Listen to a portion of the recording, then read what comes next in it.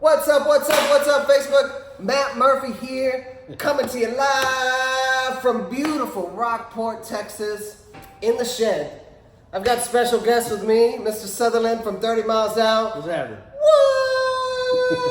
What? We just happen to have the same yak shed. Yeah. Right now. We're back to back. I know.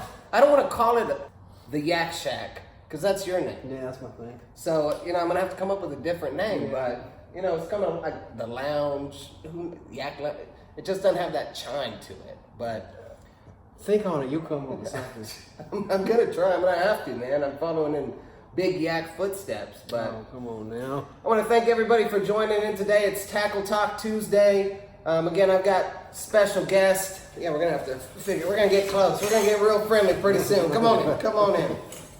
But this is where we kind of go live. It's really garage talk, and we talk about things that are working down in Rockport area. Mm-hmm. I don't think there's really any wrong or right answer. I just give my take. It's okay to disagree with me if you want, because that's kind of what makes fishing fun anyways, right? We're all going to have different takes. We're all on the water. My goal is to hopefully have them reproduce or be successful out there and just have a good time. Always a good goal. Always a good goal. I know you promote your YouTube channel. You have a Patreon account too to help folks out. So I think we have a lot of similarities on what we like to do. Yeah. So I know we've got questions that were pre-submitted. Okay. You've been doing this a lot longer than I have, so I'll let the people get some. I will chime in. I ain't scared. Some innerness. If you haven't already, grab something to drink, adult beverage, not adult beverage, that's fine. If you disagree or agree with us in the comments, please feel free to fill it up. This is just an avenue for everybody to help each other. And at the end of the day, hopefully look forward to the weekend. So, what do you say we get started, man? Let's go. We put some questions on earlier today. Let's rock and roll. And we'll try to catch them as they're coming up if we can. It's a little hard to see, but... I have to put my glasses on for that one. Right there. Bam. Yo, Tony, hey, thanks for joining, sir. Chris Shipman, thanks for joining. Nick is watching. All right, so we'll just start it off with some pre-submitted question. This one's coming from Cole. And Cole says, is dropping the money on expensive rods worth it? Haha. So, Question, man. it is a good question. There's so many rods out there. There's so many manufacturers. Can you catch fish on all of them? I think so. But my take is, like anything, you get what you pay for. You're going to have higher quality gear, I think. You're going to have higher quality reel seats. And, I don't know. They may all come from the same factory in China and slapped together and put a different name on it. But here's the simple rule of life that I go by that applies to this, Matt. Share it. And this, if you don't know, how's it going? If you don't know you need it, you don't need it. Okay. So in other words, when you get to the point you're like, oh, I gotta have that rod. This rod's driving me crazy because of X, Y, Z. You're at that point. If you don't know you need it, just get into the game with what you can, and then you're gonna start to learn and grow. And you're gonna be like, this is a little too long. This is a little too heavy. I need to spend a little bit more. Yeah. And it just go tick, tick, tick, tick, tick. If you go like, do I need to spend $400 tomorrow? You're going to spend $400 and get the wrong thing anyway. Yeah. Do you think that cost of rod has any association with quality or performance? Dude, it's like, does any cost of car have the quality, affect the quality of performance? Does the cost of a bike, a bicycle, rollerblades? It don't matter. Absolutely. The more money you spend, the more aluminum you get, the more, the lighter it gets, the tougher it gets. It's like anything else. Yeah. What do you need is the question. I don't know, did he say need? No. He just, I think Cole wants to drop some money. So Cole, He's just ready to spend. if you needed our approval to tell your wife that, hey, I got to drop some money, Ty and Matt were talking and they said spend it, go for it, man. You got two thumbs up here. Here comes the G. Loomis. Oh, man. It's more expensive to get a divorce. So. Yeah, right, no doubt. Good question. Are there a lot of $70 rods that will, I don't know where he's at. What's his name again? Cole. I don't know where Cole's at. Cole could be like a pro guy doing tournaments, or he could be just a beginner. If you're at the beginning stages, Cole, can you spend 60, 70, 80 bucks and get a solid rod that's fairly light that'll get you in the game and get you learning what you need? Yes. That's where Luz comes in, man. Luz Is that a has recommendation? Yeah, Luz has a lot of under $100 rods that we throw on the show that are fairly light, pretty darn light. Yeah. Really solid. You see us use them every day. That's what you're catching your fish on your 30 Miles Out TV, right? All those mocks, those black mocks Yeah. that we use, like an $80 rod. Oh man, you can't beat that. Fairly light, you know. Now, if I'm throwing a whole bunch, I'll skip up to their little bit more expensive stuff, you know, to get a lighter. Yeah. But, I mean, there's nothing wrong with the $80 rod if you're just beginning. No, absolutely. Good question, Ty. Thanks for sharing. You're welcome. I know you can get a rod anywhere, Walmart, ACK, Luz, Direct, but a lot of it's preference. So feel it, touch it, use it, and if you got a little extra cheddar in the pocket, spend some more. Yep. All right, so let's see what else we got. Good question. Christina, thanks for joining in. Corey, thanks for joining in, man. I appreciate it. Scott Fisk, thank you, sir. And those that I've missed, my apologies. Chris Castro. Chris Castro's coming on in. Yeah, Chris. Let's see. All right, so this question gets tricky, right? All right. And I'm just going in order as they came in. And this is Jeremy Miner. He's Okay. saying he's struggling. He's struggling. Struggling to catch, or he's struggling big time to catch fish. I'm with this assuming stuff. he's in the coastal bend, or is it these people everywhere? These the audience is everywhere, but I asked him, is it fresh or salt? And he said salt. So it could be anywhere. So he could be in this city. I would say he's probably coming Central Coast, so it's Corpus, Aransas, Rockport, Okay. and a little All right. north is Well, that probably the helps. destination. That helps. So, you got any advice for him on what, is there some magic working on the solo skiff or kayaks that you want to share? Man, I tell you what, Jeremy, it is a searching game. As you know, Matt, we're always looking, Yeah. trying to figure out where they are. There's a little cheating system that we use. Y'all saw us No. All right, go ahead. Go ahead. Help you with the tournaments. No, share it. This is what it's for. All right, guys, look. All plastics are created equal except for two. There's two cheaters. Y'all know we spent years on gulp, and now we're with fish bites, which is just a really tough gulp. They're dissipating scent. Great searching tool. If there's a pot of dink somewhere, you'll find it with that gulp or the fish bites in my preference, like that, and then you can start searching with your bigger baits of choice, whether it be fat boys or something more specific. But a stink bait like that, like those fish bites, oh my gosh, you talk about a searching machine. You move, you throw, you move, you throw, bam, bam, you catch two, you can back up and try to figure things out. Yeah, no, I couldn't agree. There's actually, I know, coming back. So you say gulp and fish bites. And there's a big difference there to me, but There is a big difference. The thing when it comes to tournaments don't allow fish bites. they don't. No. Oh, because they're thinking the strip bait. They're thinking strip bait, they're thinking soakers. Okay, so what I should be saying is a Fight Club. Okay. Because Fight Club is the It's the fish exact bite same gulp. thing. It's the gulp. Yeah. So, Jeremy, I would agree. Anything with a scented bait to search, right? You're going out there, and if you want to move up in size, like Ty said, once you found them, using something bigger to kind of weed out some of those littler fish, that's going to be the key right now. I'm moving a lot, right? I'm always moving, but for some reason it's, I'm covering more water. But when I find them, they're concentrated. Right. All of them, right? The other day I killed it out there, and they're all just in one little spot. Feast or famine, though. It was nothing, bam. Yeah, exactly. Right? And I found them using a stink bait. I wish, if there's any tournament directors out there putting on a saltwater event, think of those Fight Club fish. Fight Club. It's their answer to gulp, except it's a little tougher. That's why we love it. Oh, yeah.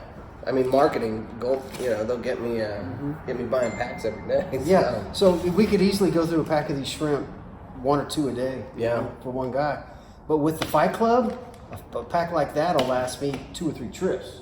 And talk more about that. Are you working them like you would a normal artificial, or are you soaking them like the fish bites people think of? No. That is an artificial bait. You're working it. All summer long, 16th ounce jig heads, twitch, and just keeping it above the grass. Good, man. Right now, I'm more like an 1/8 ounce, slamming the bottom a little harder.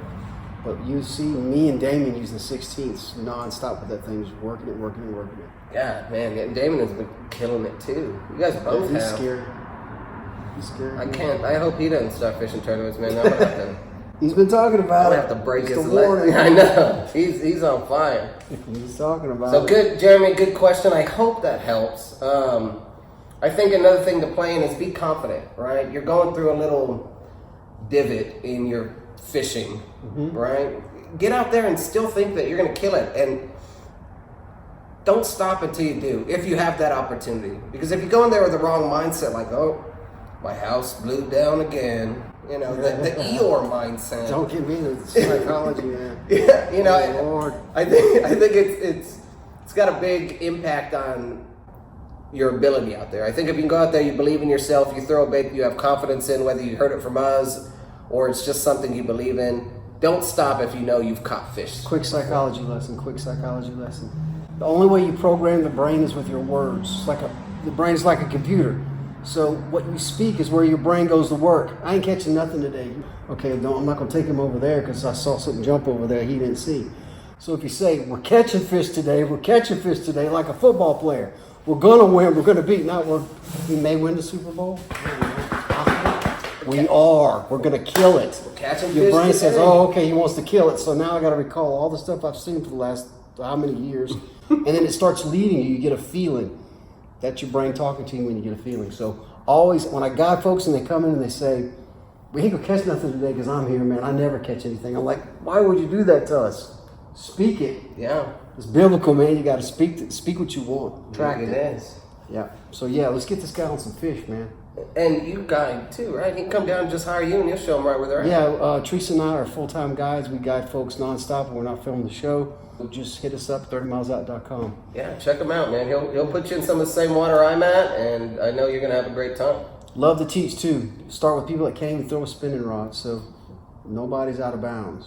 Good question, sir. Very good question. Just keep moving, buddy. Keep throwing and keep moving.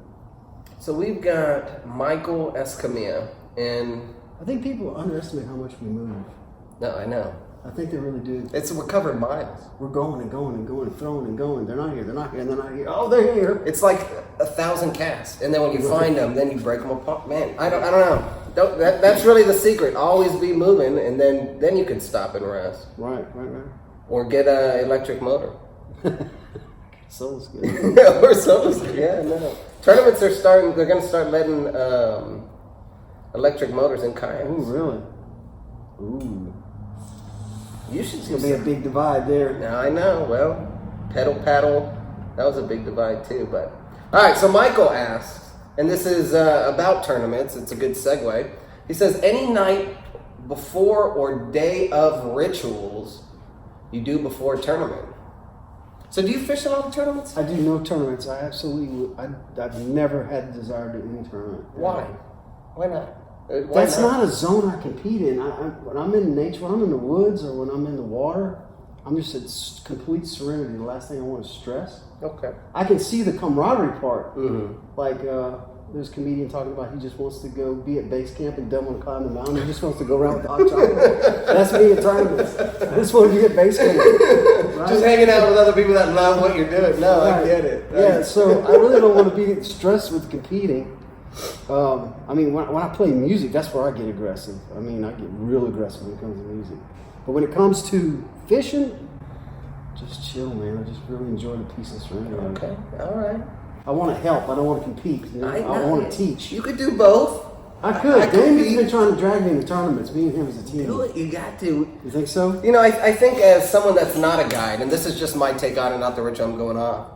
You know, you want to compete against some of the people that are the best. Right. So you learn. You learn. It's everything's learning, right? Whether it's sitting in the base camp talking afterwards, or the psyche of pushing yourself farther. Right. Right. Yeah.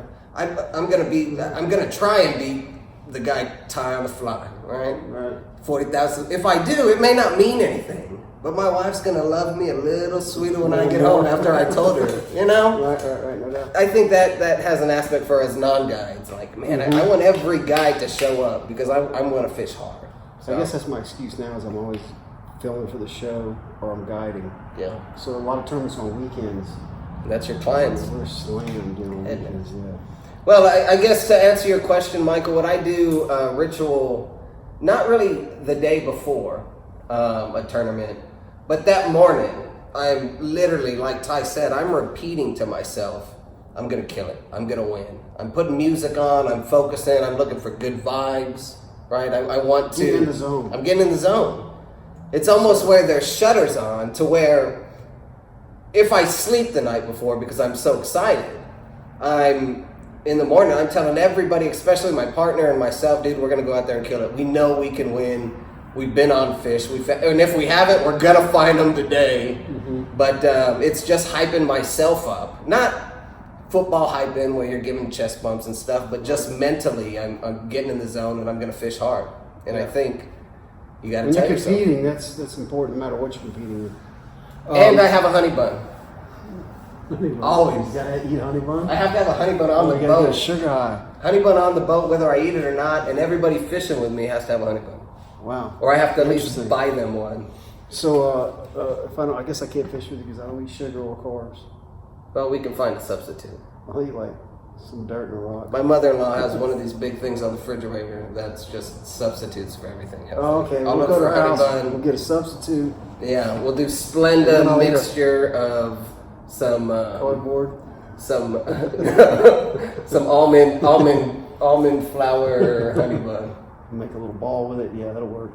We were talking about preparation. Yeah. Before that hype that you were talking about, though, I think Stu Apt, one of the old-time fly guys, said all his fish are caught the night before. Yeah. So even before the hype, there's a lot of preparation too that you're doing, where you're looking at your maps. I'm sure, you're checking out your spots, and I got to go. You're checking your wind. Tide. There's a lot of scientific stuff you're checking. So that's like pre-hype. Yeah, no, it's like 3 weekend hype. I wouldn't underestimate the amount of time put in that. I'm sure you do. I just like fishing. Right. I'm on the water as much as I can. I guess I But call that's that prepping. That's pre-fishing. Yeah, that's the excuse I use. Honey, I'm But pre-fishing. you're also, I'm sure you wear the tide and the wind that day too, and you're looking. Oh, on your yeah. phone. Absolutely. Good question, guys. We still got other people joining in. Thanks so I don't catch your name. I appreciate you coming on. Again, this is a show that we participate with each other. So if there's something that we say that catches your eye or something that you disagree with us, please feel free to put it in the comments. We'll go through, check them out later, give you a bunch of hearts and smiley faces and tell you we love you. Oh, that's cute. But it also helps other people when they're reading through, right? Yeah, no doubt. So the show really isn't anything without you guys. All right, so It's a good show, man. I'll watch this show. Really? Yeah. Thank you. No doubt. I appreciate it, man. I'll watch it across the street, or I'm sitting right here doing it with you, one or the other. No, you're more than welcome to come by any Tuesday, and we'll just make it a thing, man. Don't tell me that. I love being in the shed. Trish said, "Get out of here and go to the shed." All right, let's see. We got David. We're just going in order. We got David. If you're going to a saltwater tournament somewhere you've never fished before, how do you prepare to find the fish? So, I always think, don't expect what you don't inspect, or if you haven't inspected that water, right, and you haven't put in time or pre-fished it, don't expect to win, right? You may get lucky, but preparation is everything, and we kind of talked to that. What would you do if you had to show up? And what would be the best thing you could do? And I had absolutely no time to pre-fish. No, you got to fly. All right, I'm hitting and going. Yeah. I'm staying close to the launch. Right? No, I mean, he said pre, like, how would you get ready? So I guess if we're talking preparation before and not trying to find the fish in some body of water I've never been to, it goes back to confidence baits. Google Maps and calling people. Yeah, you can, right? You'd be surprised how many guides talk to each other. Mm-hmm. Or how many people talk to each other in I'll general. be calling everybody. I'll be calling every gas station, tackle shop, everybody. Yeah, hey, where the fish at? Where the trout at? Mm-hmm. Or where's that? I'd have Google Maps out and I'd be calling shops. Hey man, I see a rock pile on this map right here. You know anything about that? Oh, we catch fish there all the time, and they'll go for hours. People like talking about fish. They do. You'll have it one before you leave the house. Well, the day before. Yeah. You've already caught all the fish. Show up, never seen the place. I guess that is key. Looking at maps, researching the resources you have, right? Google Maps, satellite view, back out. Go to Bing and look at their maps, because sometimes you can catch one at high tide. Sometimes you can catch one on low tide. and you can compare two different map structures. That's cool. That's a big help. Fall back to fish behavior that you've known in the past, right? You know, there's a current, you see there's a little eddy, you see there's shell from your high and low, two different maps, and just know these fish are ambush predators. Something's going to be sitting there. And don't get complacent. Again, move. And if you don't catch any fish and you moved around all day looking for them and you cast it 1,000 times, you literally did everything you could do. No doubt. And you got to be proud of yourself, right? It just wasn't your day, but you donated to someone else's success. So, you know, having fished every major part of the Gulf of Mexico, from Mexico all the way to Key West and everywhere in between, I can say you can pretty much look at Google Maps, or like what you were talking about, from the Mississippi this way, and kind of treat it all very similar. all right. Only from the Mississippi this way, though, because it's basically Spartina Marsh. Okay. You're going to have a little bit of mangrove marsh as you get further south in Texas, but you're still going to have Spartina Marsh. You can treat it like if you're looking at the Google Maps and you see something dumping. The Mermaid Trail. Yeah. You see that, you know, okay, well, that's a key element. You know, you see rock piles or whatever. You can treat it pretty much the same from Louisiana all the way to the Mexico border, more or less. Yeah. But then once you jump the river, and then you start dealing with white sand and big mangrove, it's a different ball game. But it's just something to keep in mind. Like if you have to do East Texas, treat it like you would do right here. Yeah. Like you have to go to Sabine. Yeah, Sabine. Yeah. You know, just treat it like There's big redfish in Sabine though. Yeah, man. I just spit that out randomly, but I would treat it like I do here, and I would look at the map like I would look at the map here, and I would find the structure, the guts, the marsh, the islands, where it looks like it goes shallow, it just drops, whatever. Yeah, no, that's good. David, I hope that answers your question. If not, shoot me a message. But if you can get out there and pre-fish something, take a vacation day, build some confidence the day before, and I think you'll have more success the day of the tournament. No doubt.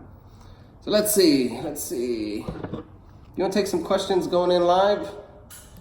Man, whatever works. Yeah, let's see. We got Colby. Did that today.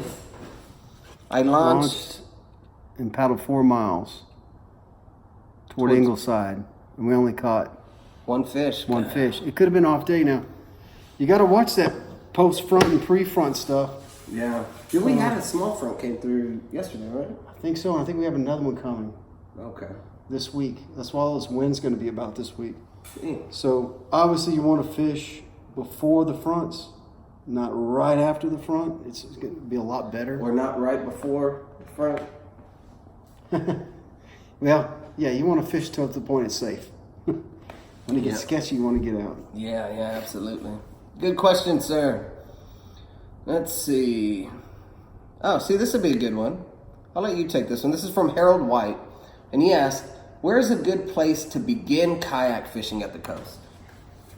So for a beginner. For around here? Yeah, for around here. So I would look for a spot that had just a nice little sand easement, just a flat, shin deep, knee deep. Little Bay? Little Bay. McDonald's. Yeah, think about that. If it's not like midsummer where all the skiers and jet skiers are going around. So I would say early Little Bay. That's a great idea, Matt. I never thought of that. Just be saying Little Bay in Rockport because it's so protected, and you can get breakfast at McDonald's and walk across the street.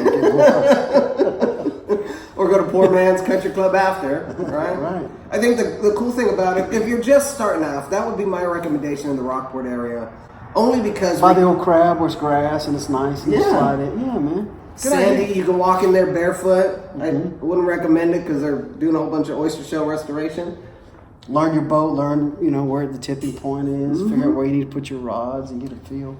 Or start on one side or the other because there's a split island in the middle, right? If anything, you can, it's just so protected. Right. And you've got so many other people around if something happens where you need help. They'll see you on the highway. Someone will honk. They'll think you're waving. But someone will respond. So Harold, if you're in the Rockport area, I'd encourage you to come on down, check out Little Bay, get yourself a McGriddle, and get a feel for your kayak. Yeah, mess with your rods and your crate and try to get a feel. They built an artificial oyster reef it's not artificial now. It's just an oyster reef that runs the whole bank line for like a mile. Mm-hmm. So there is a lot more structure in there to catch fish on now. There's a lot of redfish in there too. Yeah, there is. You just got to stay away from the dead of summer, midday when they're jet skiing in circles, man. Yeah. Have you ever been to those pilings in Little Bay? Pilings. So, Pilings. so if you're looking out, eating your McGriddle, Eating your McGriddle. right? You've got the island with the split, Yeah. right? And if you were looking straight directly through that split, you'd see the fish cleaning station. But there's like 10 pilings. Okay. That I know has you're like a talking about. little channel that runs through it. I know what you're talking about. If you're not comfortable going distance, try paddling out to that. Throw some live or dead bait into that little cut in between the pilings. Take a kid, and I guarantee you'll at least catch something. Something, yeah. I mean, it's not going to be... As long as there's no skiers. Yeah. Skiers doing the loop, yeah. Haven't seen skiers in a long time. Yeah, off season right now, it's a great time to do what he's talking about because it's just there's nobody on the water with the skiing. It's too cold. You know, we've got a question from Thomas, and it starts, Dear Abby. Dear Abby. But it cut off. funny. So I'm going to have to go back from that. Come on, Thomas, chime in right here what you were going Thomas, to do. copy your question and put it back in there, and we'll read it. But it starts with, my confidence is lacking, and I know it's something subconscious. Today's a hype up day. We got to tell everybody you're doing okay. If it's confidence, you got to just believe in yourself. Yeah, man. You got to grind. Grind it. Watch some Gary Vee and learn what grind's about. Grind it. Just got to grind it out, man. The more you grind, the more you hit it, the more you try, the more you mess up, bam, one day it's going to click. So we'll come back to that, though, Angel. And my apologies, sincerely. I'll send you a pack of lures for that. Oh, wow. That's generous. All right, we got Corey Ogle, who we talked about. He was just in Aransas Pass the other day. Okay. How to read tournament rules. On a serious note, need help targeting flounder, not just catching them on accident. Yeah. So how to read tournament rules and how to target flounder. Time? What are your thoughts? Flounder on bottom.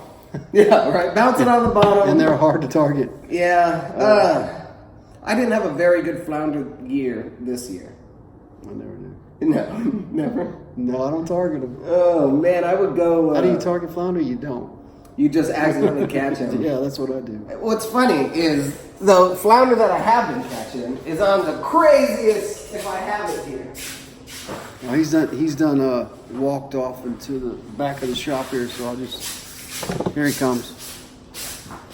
Carlos is watching. Thomas, what's going on? Hola. On the craziest again, another gulp. But I've caught more flounder on this crazy gold color. Yep. We had just filmed an episode a couple days ago, and Teresa was using the Fish Bites version of that, a little longer twirly tail. With an orange color? Yeah, she hammered a nice flounder, dude. 1/8 ounce jig head, bumping the bottom. Yeah, slow. They're on bottom, you got to slow roll them. That's probably why I don't catch them very much, because I'm always power fishing. You like to burn it? Yeah. Yeah, me too. But, Corey, again, flounder's a game of patience. Look for outside of a slough, something that's draining out. Sides of shorelines, drains. That's kind of... Sand. Yeah, right. Look for anything, but slow roll it on the bottom. Definitely got to off the bottom. Something stinky like Gulp or Fight Club is very helpful when it comes to flounder. Yeah, give it a shot. Hopefully that helps. And if for some reason you find the magic key to flounder, let me know or share it with the group, because this past year I've struggled with catching flounder, but never been a favorite of mine to target. We always seem like a cherry when you catch them. You know, just something nice to eat. It's a favorite to get in my belly. Mm-hmm. Get in my belly. All right, let's see what else we got. All right, so Bubba Pena, he wants to talk about jig head sizes and shapes. All right. When to use and where. So, this is all going to be anglers' preference, Bubba, right? And that sounds fun to say. Bubba, listen up. Let me tell you about jig heads. You know, I don't like using jig heads. I like using swim bait hooks, weighted swim bait hooks to be specific. I like Owner as the brand. God, I've got stuff. You got some around here? I think I do have one. There you go. Weighted swim bait. So like, there you go. So it's an owner-weighted swim bait hook. Is that a vertical? Is it a vertical fall, or does it still go kind of nose down? It very, very, very subtly goes nose down. And it'll fall like this because the majority of your soft plastic weight is going to be here, right? So it's not falling like this. Just kind of horizontal drop. Yeah, kind of slightly like this. Okay. I like using these in and around this area only because I can rig everything almost weedless, right? I don't like an open jig head or your standard jig head. Color really doesn't matter to me. But everything from my subsurface to my popping, basically anything, if I'm putting a hook that's not already pre-hooked, it's on a swim bait hook, something similar to this. Great. What are your thoughts? I kind of straddle that. I do both. I use, me and Damien turned me onto the screw style jig heads, just on an exposed hook, dropping straight down. Have a lot of luck with that. Right. But I use a worm hook. Yeah, screw-on style. So I use a lot of this, and we almost throw 16th 90% of the time. 16th ounce. But you'll also see me throwing a worm hook, a bass worm hook. Okay. No weight. And like the off shank? The little bent. Yeah. Yeah. Huh. I keep thousands of those on me at all times. I just go to Academy and I buy the biggest pack of 4/0 worm hooks I can find. And I take any kind of what do you call it? The brawlers in the fish bite. It's just a jerk bait. Okay. Any kind of jerk bait, zoom kind of stuff. Like a bass bait. And I just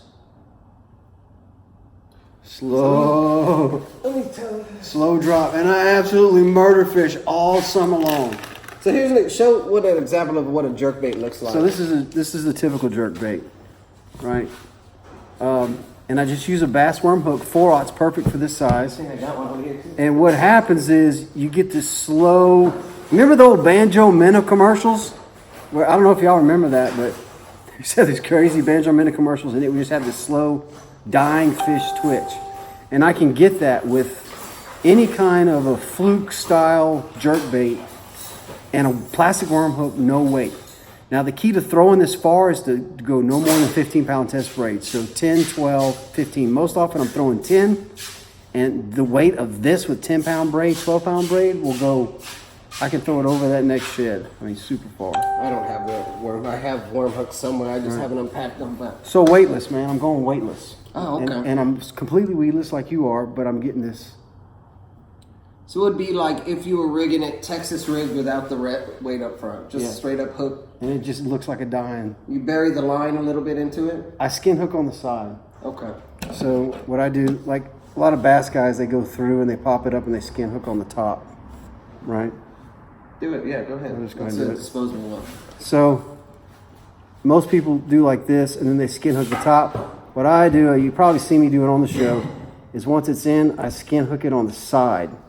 So my bass worm hook ends up looking like that. I don't know if y'all can see that. You see that? Oh, okay. So what happens is they just breathe on it and it's on them. And then at least you'll have, see, I like that because then you'll have two sides, right? Yeah, you got all kind of territory to keep re-skin hooking it. Yeah, when I'm embedding the hook up top, I mean, once it's popped off and you've already done that, I'm barting the tip off and then moving it back. No. But you've got all this real estate. Right. So then I will go through the middle, or I'll go this side 3 different spots, this side 3 different spots. Yeah. Okay. So that's 5, really. There you go, man. And you get that slow twitch. I love it. I love it. It's insane.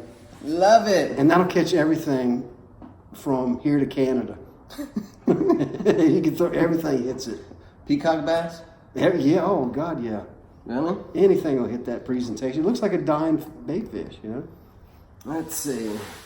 Well, good, man. Thanks for sharing that. You're welcome. All right, we got another question lined up for those that participated early. We got Bobby Valentine asks, what style of fishing reel do you prefer? Spinning or bait caster? Yes and yes. Yeah, that's me too. Yeah, I like both. Yeah. And why you use both like me? It's like saying, do you like your car or your truck? Well, they do Yeah. two different jobs, right? No, yeah, absolutely. Yeah. I like, if I had to elaborate, I like using a bait caster for my one knocker, which is top water. Hard baits. Yeah, hard baits I like because they got more weight to them, I can cast them for Heavy me. hard baits, yeah. And I like using a bait caster for a spoon, but for my swim bait or my pop and cork, I like using a spinning rod. There you go. It's just preference. I know guys that use baitcaster exclusively, and that's okay. There's no right or wrong on that. It's whatever you prefer. It's a feel thing. Whatever your preference is. So. But I'm kind of in the same boat. I'm throwing hard baits and heavy baits with baitcaster.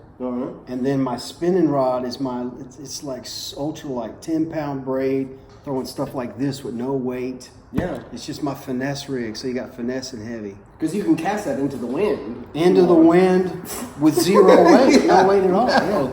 So, yeah, good. Bobby, I hope that helps some, sir. Let's see. Who's next?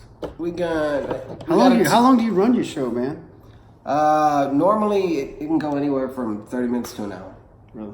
And it's just going through the list of pre-submitted questions, and then if I get distracted on, what's coming up the feed. Sometimes I just get so focused on the feed, I'm like, God, I gotta save these for next week. Right, no doubt. And then I just send out This a is bunch of fun. packs of lures. I can hang out in the shed all night. It don't bother me. Yeah. Bubba, how's the new kayak tie?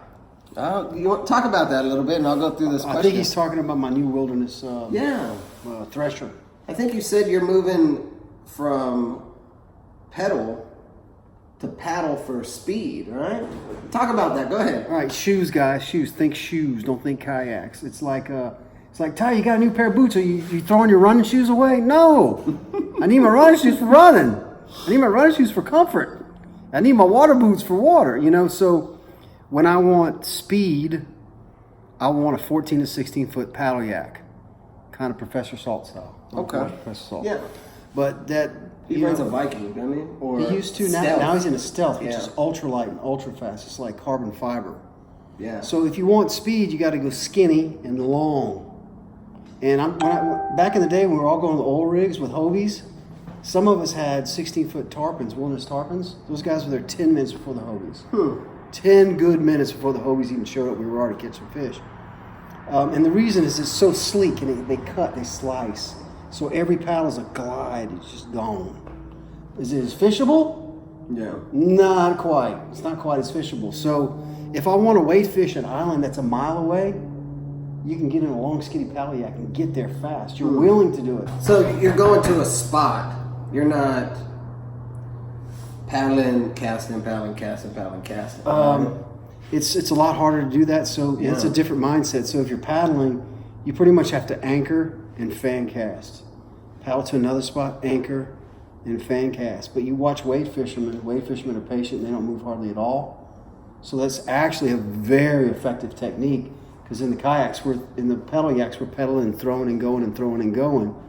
But these wade fishermen are catching 32-inch trout because they're not moving so fast. So it can be to an advantage to just settle down, anchor, work every spot, paddle a little bit, anchor, work every spot.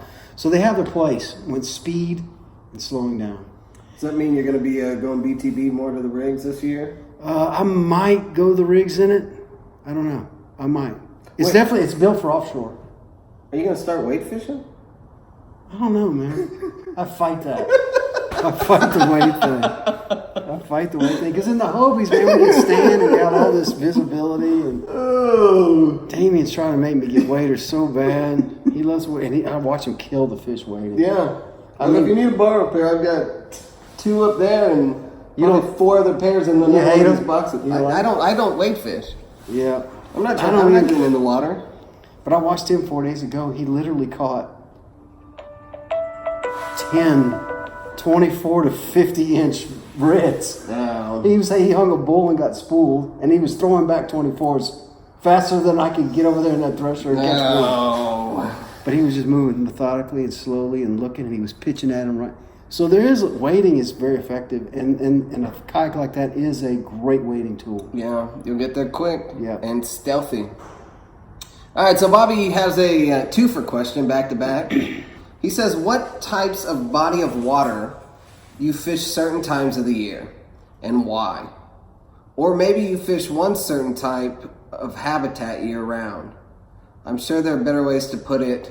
So I think Bobby's asking, do we switch up our tactics based on the types of, or the seasons? Hot and cold. Yeah. More or less. Or are we doing the same thing all year long? Yeah. And there's a little bit different from winter to summer, right? I think so. I do. Yeah. Except this year. Sweetie calls it a swinter. Yeah. It's been a hot winter. The swinter this year just has really messed up my tactics. I've seen a lot more redfish shallow when I was duck hunting this year. When normally it's dead. Right. It's too cold. It's too cold for shallow. But I don't think they really went through a seasonal pattern like they have every other year that I've fished down here for so many years. But nothing knows what to do right now. Yeah. The stuff is blooming. People are mowing grass. Yeah. I've seen 2 people swimming. Really? Yeah. The community park or where? At the pool. It's heated though. Yeah, but I mean, I wouldn't get in.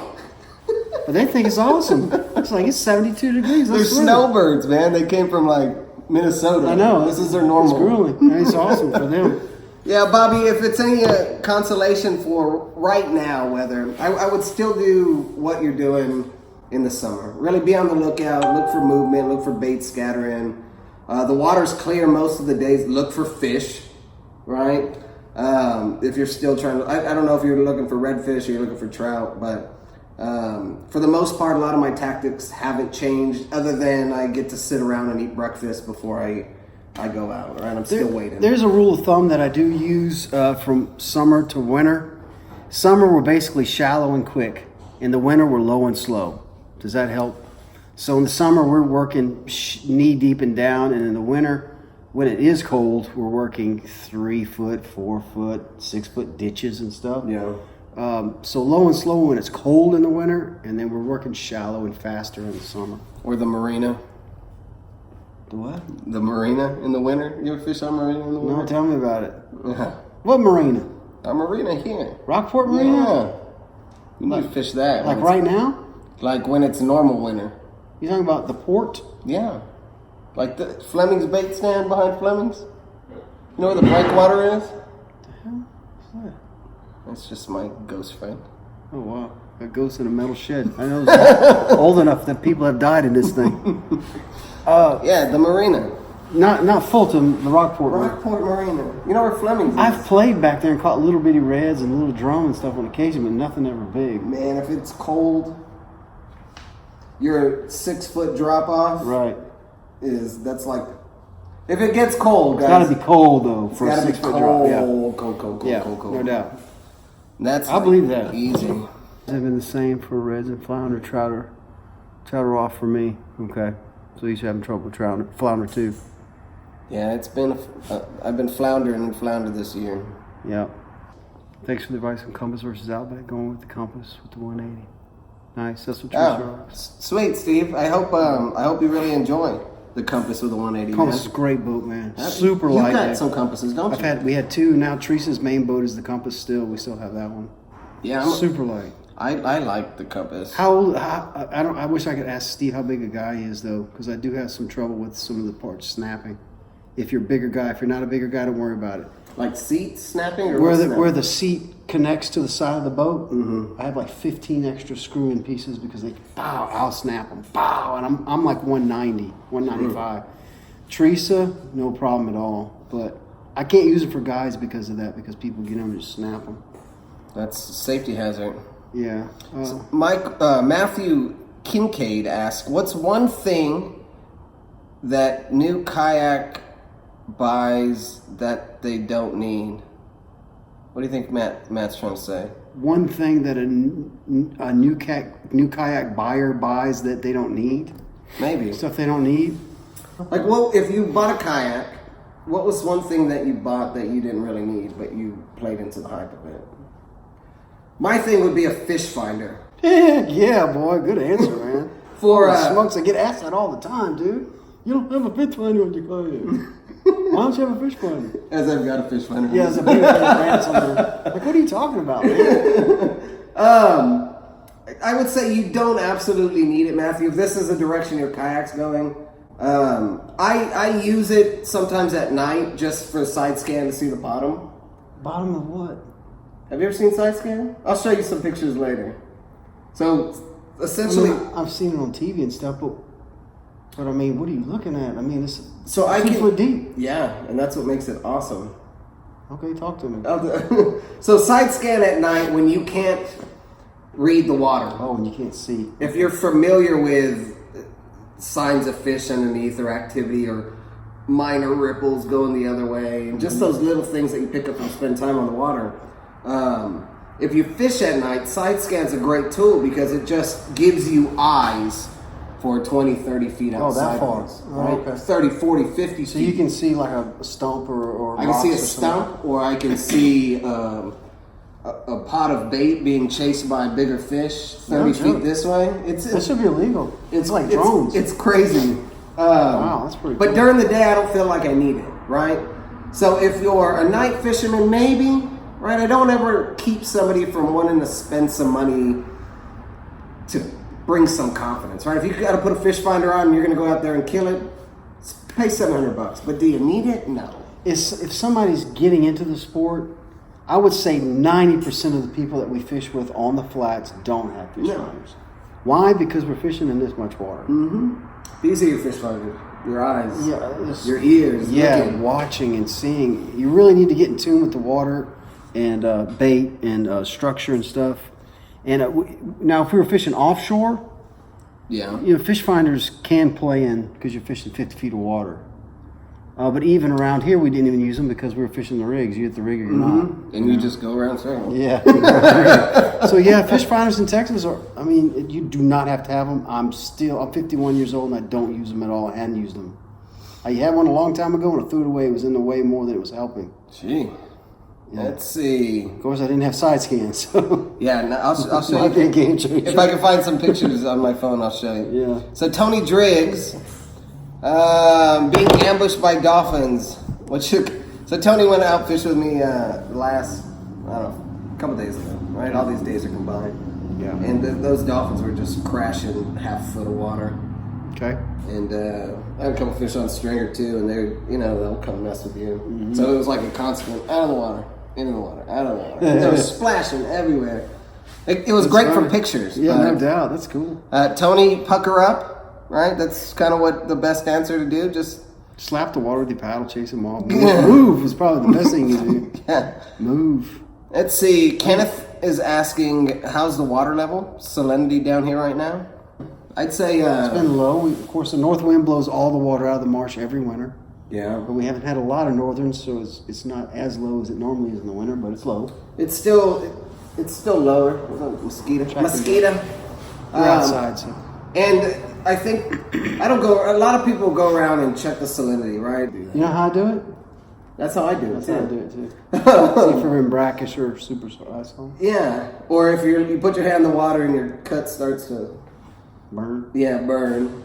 But I don't think that doesn't affect at least my style of fishing, right? I'm gonna fish brackish water. I'm gonna fish salty water. Catching them in fresh to super salt and everything in between. So. Yeah, almost red stain colored, just straight up fresh water. Sometimes I'm catching these redfish in too. Oh yeah, man. But people talk about hypersalinity and the Laguna Madre and the ability to produce big trout. And I don't know if that's where you're going with your question, but our water in Rockport, upper Rockport area, we have passes, so we get flushed. Yeah, it's a lot cooler. It's high, higher salinity. It's not as salty, but there's still a bunch of fish down here. So come book a trip with time.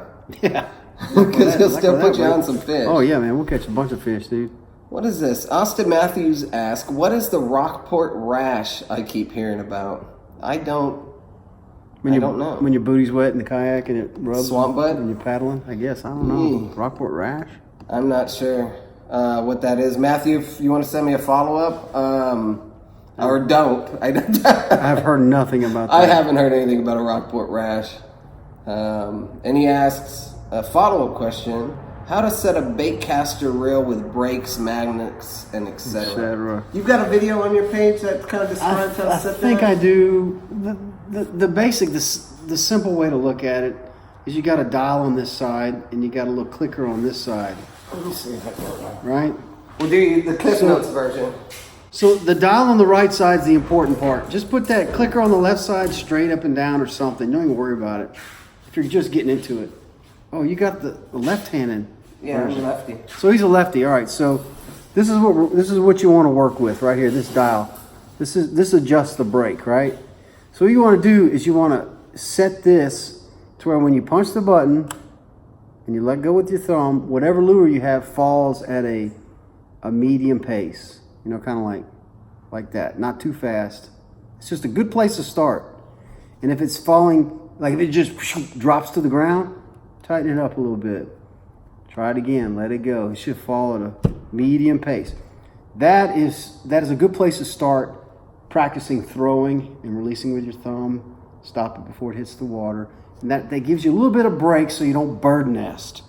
And the better you get, the more you can back it off. Back it off. And the farther you can cast, right. and the farther you can like cast. me and Damien both, we have no breaks. It's wide open.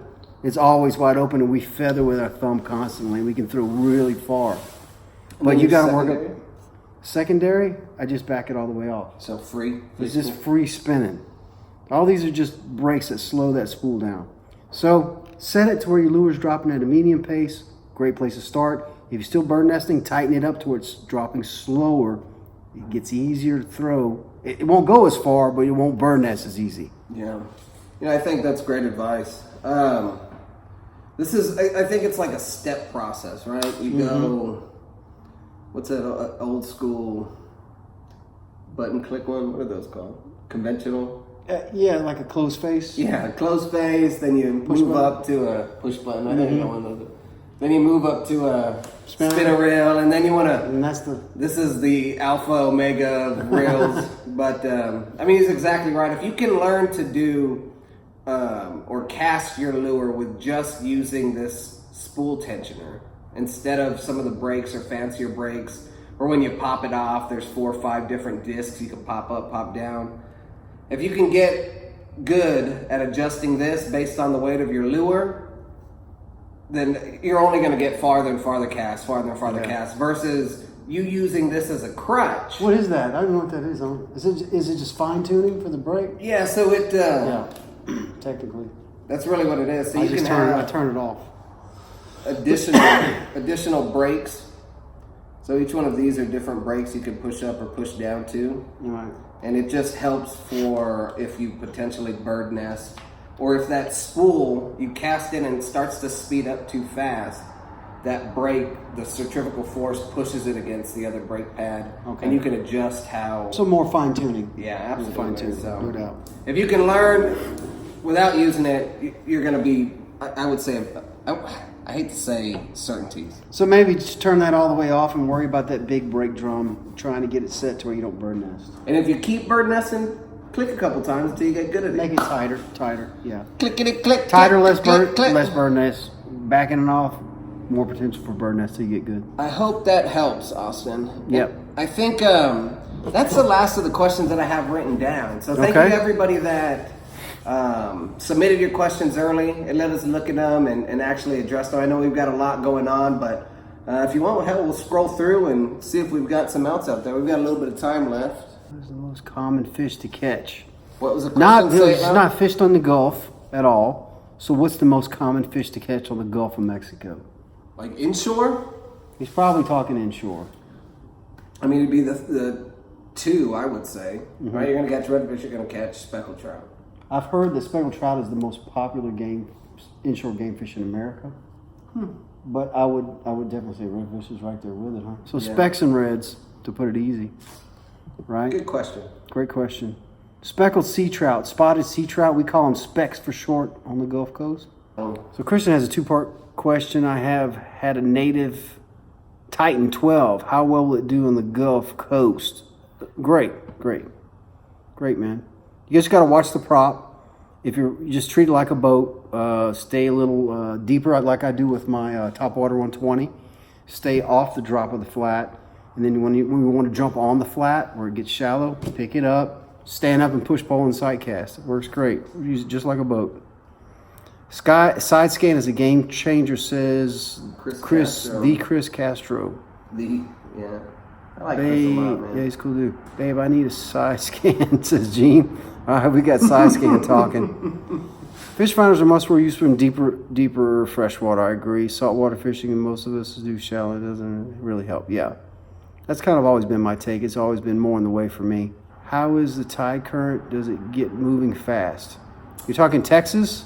This is all talking Texas. No, man. Around here, we have a foot to a foot and a half variation, and it's just like it's such a minimal tide variation that I don't even ever check the tide. Rarely do I check the tide. I think the biggest influence we have on tide is if a northern comes in. That's really it. Because then it goes from super shallow to a little bit.